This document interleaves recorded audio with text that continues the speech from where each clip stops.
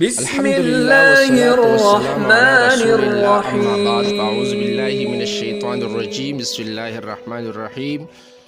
معزز قارئین، اسلام میں غلام آزاد کرنے کا بہت زیادہ اجر و ثواب ہے۔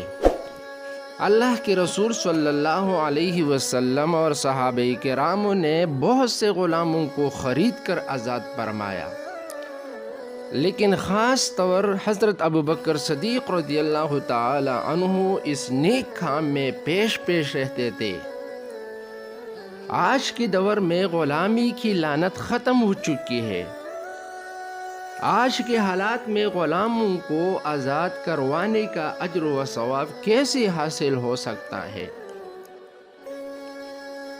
آئے حدیث شریف میں اس کا آسان نسخہ پڑھتے ہیں۔ اللہ کے رسول صلی اللہ علیہ وسلم نے ارشاد فرمایا، لا الہ الا اللہ وحدہ لا شریک لہ لہ الملک و لہ الحمد وہو علی کل شیء قدیر۔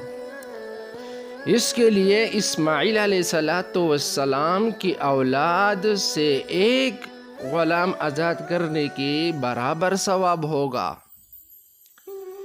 اس کی عمل نامہ میں 10 نیکیاں لکھی جاتی ہے اور اس کے 10 گناہ معاف کر دی جاتی ہے، 10 درجات بلند کی جاتی ہے، اور وہ شخص شام تک شیطان سے محفوظ رہتا ہے۔ یہ دعا شام کی وقت پڑھتا ہے تو صبح تک اسے یہ ثواب ملتا ہے اور صبح تک شیطان سے محفوظ رہتا ہے۔